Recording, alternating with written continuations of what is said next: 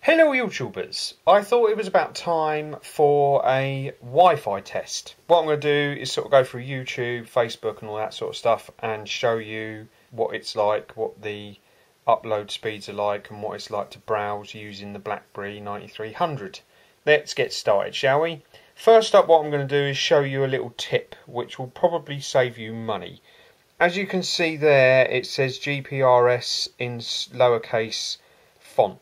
Now, before you start using Wi-Fi, if you don't want to get extra charges, you go into the top and click on your trackpad, go down to mobile internet, click on that, and that should turn off your mobile internet or your mobile network. You then go to Wi-Fi and click that on so that it's on, and you should see some kind of signal strength at some point. Then what you do is you go into mobile network options and make sure that data services is on. Now, because you've turned off the your mobile, as you can see there it says mobile network off. Because you've turned that off, you shouldn't get charged. I have done that quite a few times and I haven't been charged. When I've had that on and it says GPRS, I have been charged when I've been on the Wi-Fi, which was quite annoying, I must say. But with that turned off, you shouldn't get charged because basically you've turned off your mobile network and you're only using the Wi-Fi, so it shouldn't charge you. We'll go and have a look at Twitter first, I think. So let's have a look at Twitter. And there you go, nice and loaded up there. There's me Twitter, lovely job. Let's just go and have a look at my messages just to make sure it's loading alright. And there you go, lovely job. And let's have a look at that one. Let's go back over here to the, oh I know, let's have a look at my profile. So there you go, if anyone's interested in my, so you see it's loading up quite nicely. Doesn't seem to be any problems in going on Twitter, so that's pretty good.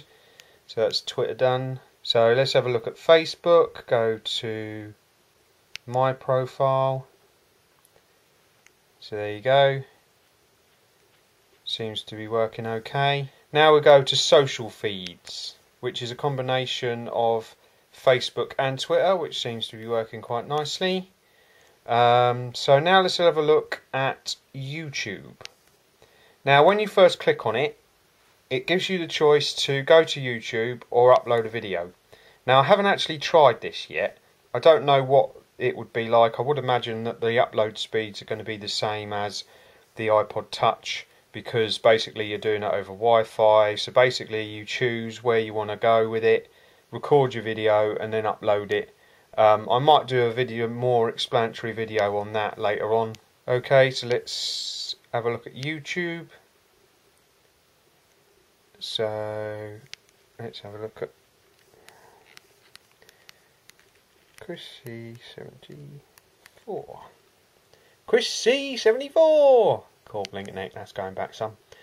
So there we go, Chris C74, and let's have a look at my Christmas video. Now, like I say, I've got no idea what this is going to be like. It was working fine the other day, but for some reason it's buffeting a lot. Hello YouTubers, I would like to wish you all a Merry Christmas and a Happy New Year. I really do appreciate all of the comments, advice and subscription. So there you go, it seems to be working quite nicely. So I'm quite happy with that. And the volume was on full, so that's what the volume's like. I don't know what it would be like with music. Maybe I might do another video like using the music player later on. So that's YouTube. Let's have a look at the apps. See what that's like. Now I have noticed with the app world that it does take a while to load it up. Even with the Wi-Fi on full strength, it does take its time when you first load it up. But then once it's loaded, you seem to be able to go through it quite easily. So, well, there you go. So there's your app world, pretty groovy. Let's have a look at some themes maybe. I mean, it seems to be loading quicker than it was before, so that's a good sign, I suppose. I mean, it's not doing too bad considering the amount of Wi-Fi that it's working with. It keeps sort of fluctuating between 1 bar and 2 bars, so it's not doing too badly, which is a bonus, I would say. Waffle, waffle, waffle in your own time. There we go. And there's your themes that you can choose from. So yeah, that's pretty good. And lastly, let's have a look at the browser. So there's Google. Okay, let's have a look in history. Let's go to WordPress. That's my blog, which I haven't used for ages. And there you go, Chris74's blog. And it seems to load up quite nicely, and it's scrolling through quite nicely as well. Not a lot of checkered stuff going on there, but then I had, you know, this is the second time I've done this video, so it's probably because it's already loaded it up.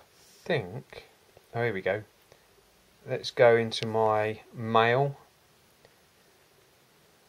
Loads up. There's my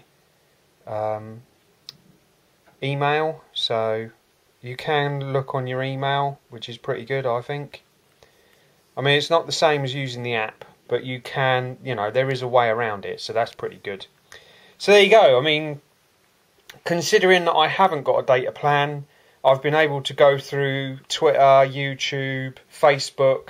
I've also been able to have a look at my emails. I've also been able to go on the normal internet and have a look on Google and all that sort of stuff. So even though I don't have a data plan, I can still use the Wi-Fi for pretty much everything that I want to use.